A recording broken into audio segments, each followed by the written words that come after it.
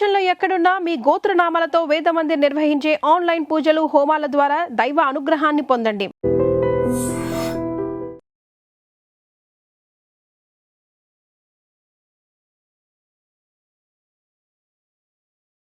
నమస్తే, welcome to I dream. ప్రస్తుతం వర్షాలు ఎక్కడా పడటం లేదు. జూలై నెల వచ్చేసింది. జూలై నెల ఇక దాదాపు 15వ తారీఖుకి దగ్గరలో ఉన్నాం. ఇంతవరకు వర్షపు జాడ అనేది కనిపించట్లా. రైతన్నలు ఆకాశం వైపు ఎదురు చూస్తూ ఉన్నారు, ఒక్క చుక్కైనా రాలుతుందేమో అని. కానీ ఎల్నిలో ఎఫెక్టు, తీవ్ర వర్షాభావ పరిస్థితులు ఉన్నాయి అన్న సమాచారంతో గుండె గుబేలమంటోంది.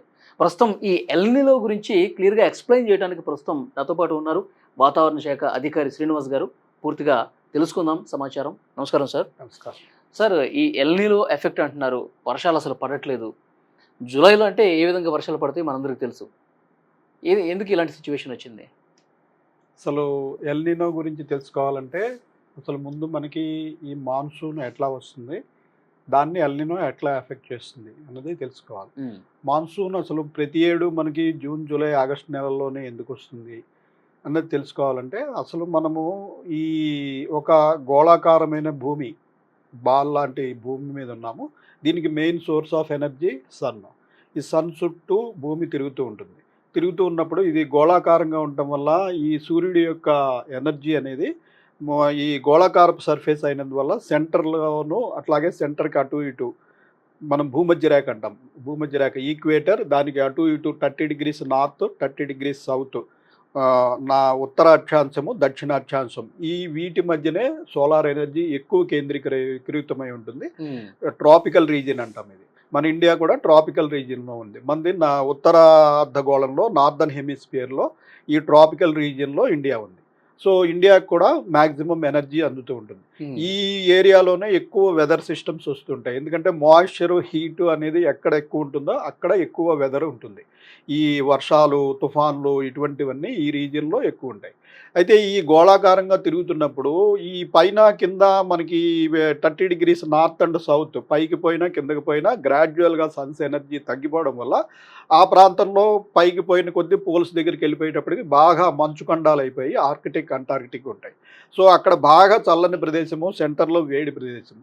సో ప్రకృతి, నేచర్ ఎప్పుడు ఏం చేస్తుందంటే రెండింటిని ఈక్వలైజ్ చేయడానికి ట్రై చేస్తుంటుంది. సో ఇటు నుంచి వేడి గాలులు పోల్స్ వైపు, అలాగే పోల్స్ నుంచి చల్లగాలులు ఈక్వేటర్ వైపు వీస్తూ ఉంటాయి.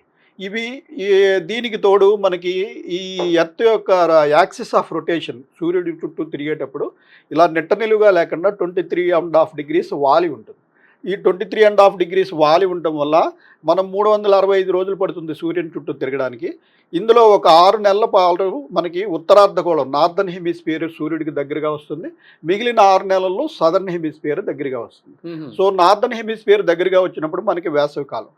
సో ఆ పీరియడ్లో మనకి మార్చి, ఏప్రిల్, మే నెలలు సూర్యుడికి దగ్గరగా ఉండటం వల్ల మనకి తీవ్రమైన వేడి ఉంటుంది.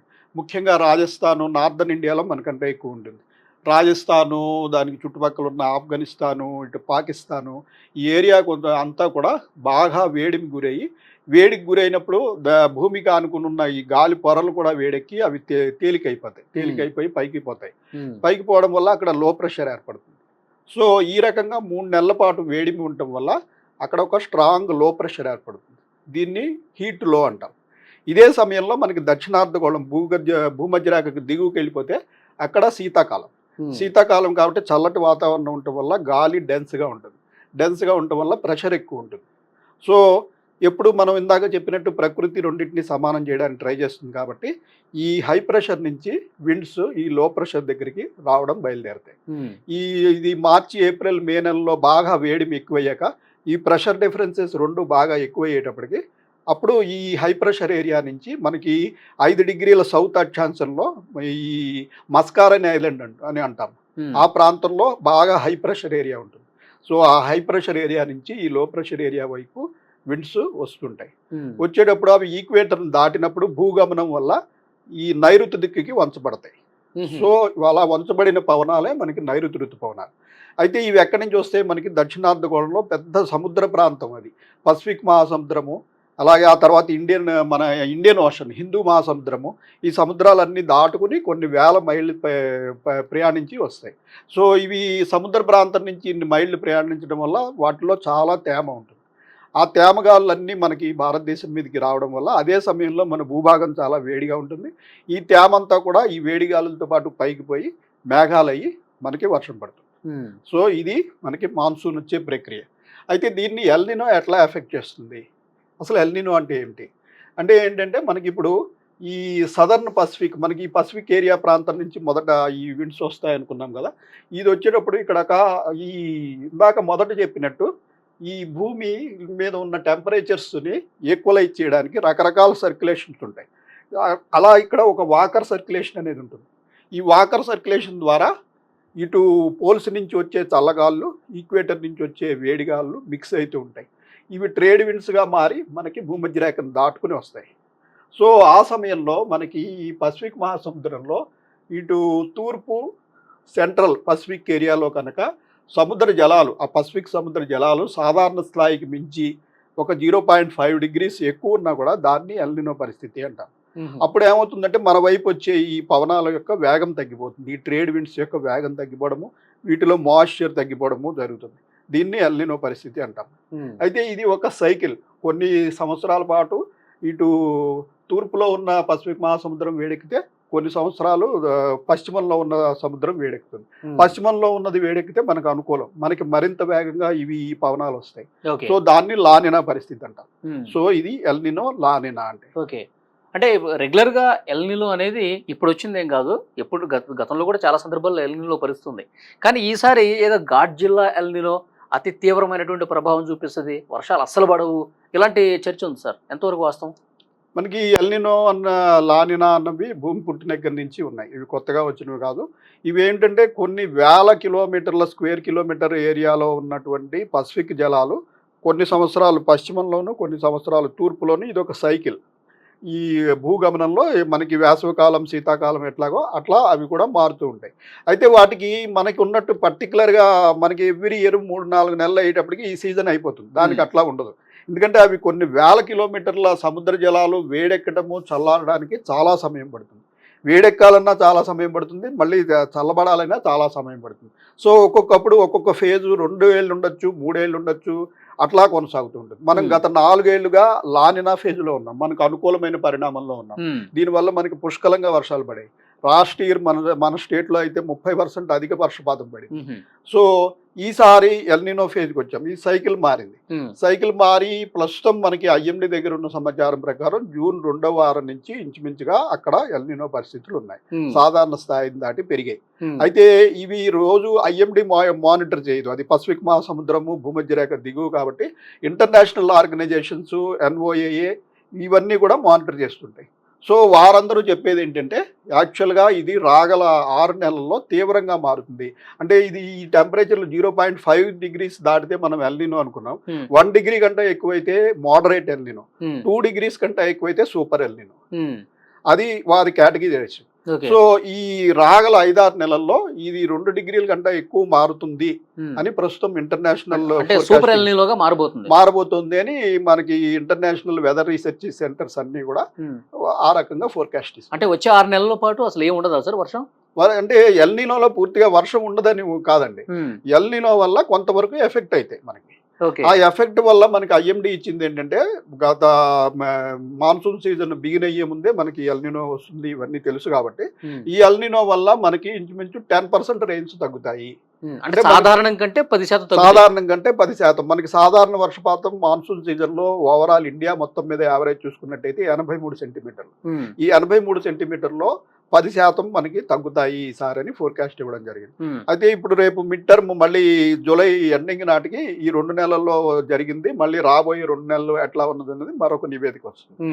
అయితే ఈ 10% తగ్గడం వల్ల పెద్ద ప్రమాదం కాదు. కానీ ప్రమాదం ఏంటంటే ఎల్నినో సమయంలో మీకు డిస్ట్రిబ్యూషన్ సరిగా ఉండదు. అంటే కొన్ని ప్రాంతాల్లో అత్యధిక వర్షపాతం, కొన్ని ప్రాంతాల్లో పూర్తిగా ఎండిపోవడం. సో దీనివల్ల మీరు అటు ఇటు యావరేజ్ చేసుకుంటే మీకు ఫిగర్ దగ్గరికి వచ్చేస్తుంది, కానీ ఉపయోగం ఉండదు. లేదా 4-5 రోజులు అతి తీవ్ర వర్షాలు పడిపోవడము, తర్వాత నెలంతా డ్రై స్పెల్ ఉండడం, ఓకే. దానివల్ల కూడా ఉపయోగం ఉండదు.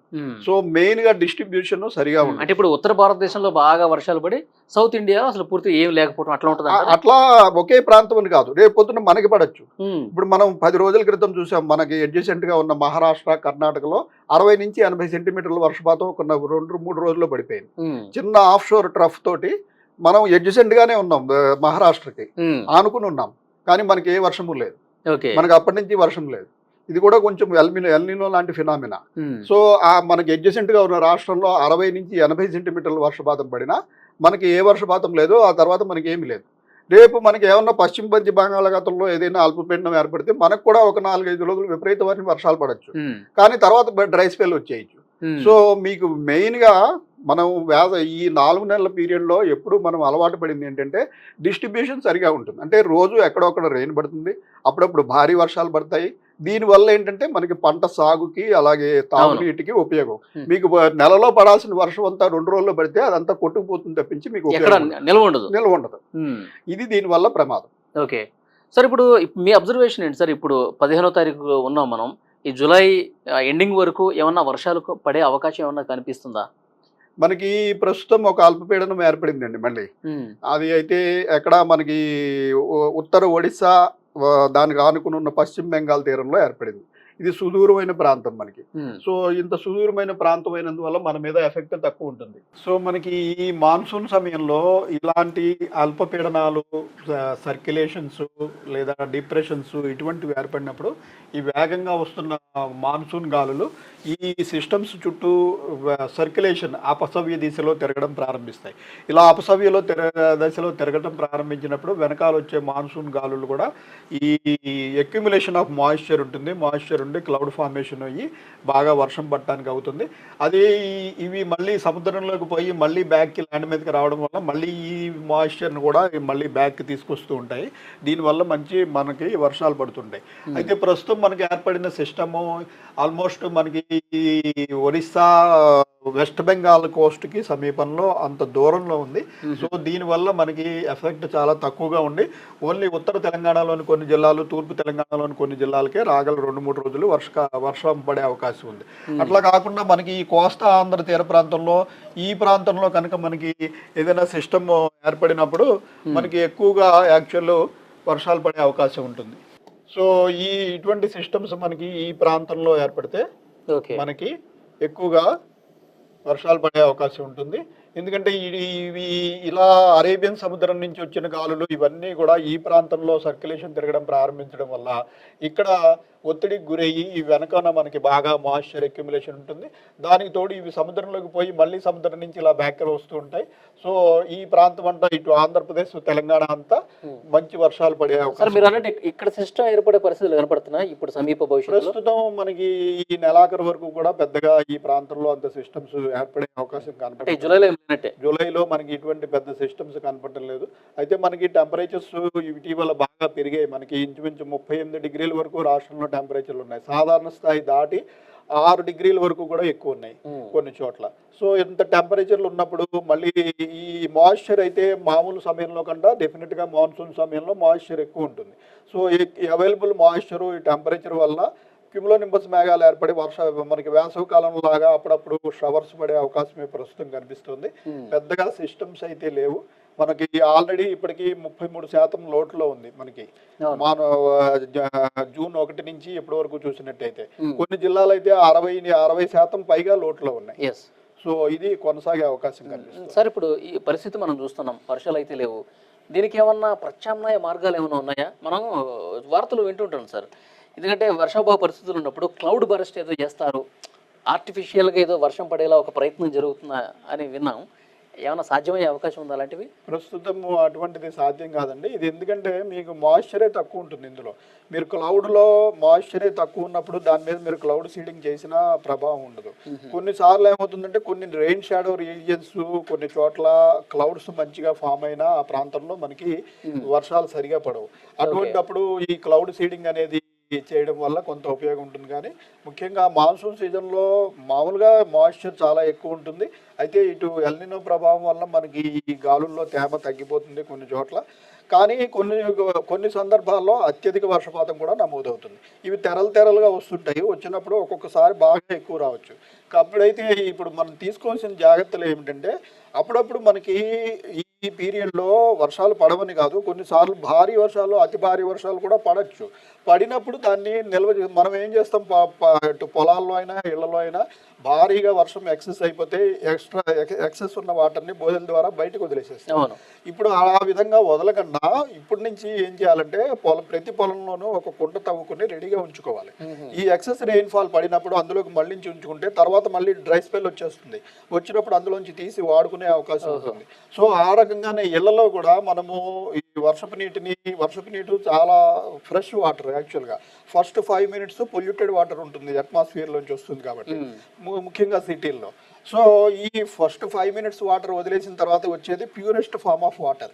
దాన్ని కూడా మనము ఎవరు కూడా ఇంకుడు గుంతలు అనేది మనకి ఎప్పటి నుంచో 20 ఏళ్ళ నుంచి నియమం ఉన్నప్పటికీ దాన్ని పేరుకే ఒక ఇంకుడు గుంత తవ్వి డస్ట్బిన్లుగా మార్చి మొత్తం నీటినంతా డ్రైన్ల ద్వారా రోడ్ల మీద వదులుతున్నారు. దీనివల్ల ఏమవుతుందంటే మనకి 7-8 సెంటీమీటర్ల రెయిన్ఫాల్ వచ్చేటప్పటికి సిటీ రోడ్ల మీద కార్లు కొట్టుకుని పోయేంత వరద నీరు వస్తుంది. దీనికి కారణం ఒక బిజీ సెంటర్లో ఒక 1 square kilometer ఏరియాలో ఉన్న విపరీతమైన నిర్మాణాలు పెరిగిపోయాయి. ఎవరికి కూడా ఒక 10% ఆఫ్ వాటర్ వారి ఏరియాలో పడింది, వారి దగ్గర ఉంచుకునే ఏర్పాటు లేదు. సో మొత్తం ఆ వాటర్ అంతా రోడ్డు మీద అక్యుములేట్ అవుతుంటోటి రోడ్ల మీద ఇది పెరిగి మనకే ట్రాఫిక్ ఇబ్బందులు జరుగుతున్నాయి. దాని బదులు ప్రతి వారు కూడా వారి బోర్ పక్కన ఒక రీఛార్జ్ పిట్ చదువుకుని దాంట్లోకి మళ్లించుకోవచ్చు. ఆ అవకాశం లేకపోతే కనీసం ఒక సంపులోకైనా మళ్లించుకోవాలి. ఈ నీటిని టెర్రస్ నుంచి వచ్చే నీటిని ఒక సంపులోకైనా మళ్లించుకుంటే, because water has no expiry date. మీరు ప్రాపర్గా స్టోర్ చేస్తే దాన్ని ఎన్ని రోజులైనా వాడుకోవచ్చు. సో ఇటువంటి ఏర్పాట్లు చేసుకోకపోతే ముందు చాలా ఇబ్బందులు ఉండే అవకాశం. సార్, పంటల విషయంలో ఒకసారి మాట్లాడుకుంటే, ఎక్కువగా వర్షం ఆధారిత పంటలు కొన్ని ఉంటాయి, అంత వాటర్ అవసరం లేని పంటలు కొన్ని ఉంటాయి. సో రైతులకి ఏమన్నా సూచన ఇస్తారా? మనం రైతులకి గత 2 నెలల నుంచి చెప్తున్నది ఏంటంటే, ఈసారి ఎల్నినో పరిస్థితుల వల్ల వర్షాలు తక్కువ పడినా ఎక్కువ పడినా మెయిన్గా డిస్ట్రిబ్యూషన్ సరిగా ఉండదు. అంటే ఈ డ్రై పీరియడ్స్ అనేవి చాలా ఎక్కువ ఉంటాయి. సో ఇంత డ్రై పీరియడ్స్ ఉన్నప్పుడు ముఖ్యంగా వరిని సాగు చేస్తే చాలా ఇబ్బంది. ఎందుకంటే వరికి చాలా ఎక్కువ కాల పరిమితి ఉంటుంది, ప్లస్ చాలా ఎక్కువ నీరు కావాలి. సో అంత కాల పరిమితిలోనూ పూర్తిగా మీకు వర్షాలు పడే పరిస్థితి ఎల్నినో సమయంలో ఉండదు. సో వీలైనంత వరకు వరి నుంచి వేరే తృణధాన్యాలు, మిల్లెట్స్, ఇటువంటి వాటికి తక్కువ కాల పరిమితితో అయిపోతాయి, ప్లస్ తక్కువ నీరు సరిపోతుంది. సో అటువంటి, అలాగే ఆయిల్ సీడ్స్, ఈ వేరుశనగ ఇటువంటి వాటికి మారిపోయినట్టయితే అవి తక్కువ నీరు ప్లస్ తక్కువ కాల పరిమితితోటి అయిపోయే పంటలకు మారాల్సిన అవసరం ఉంది. అలాగే ఈ వీలైన చోట ఈ స్ప్రింక్లర్స్ కానీ లేకపోతే డ్రిప్ ఇరిగేషన్ కానీ పెట్టుకుంటే తక్కువ నీటితోటి అవుతుంది. ప్లస్ ఒక నిర్మాణం మటుకు ఈ ప్రతి పొలంలోనూ ఎడిషనల్గా రెయిన్ పడినప్పుడు స్టోర్ చేసుకోవడానికి కూడా ఒక ఏర్పాటు ఉండాలి. దాన్ని బయటకు వదలకుండా ఒక ఏర్పాటు కూడా చేసుకున్నట్టయితే కొంతవరకు ఈ ఇబ్బందుల నుంచి బయటపడే అవకాశం ఉంటుంది. Thank you very much sir. Thank you.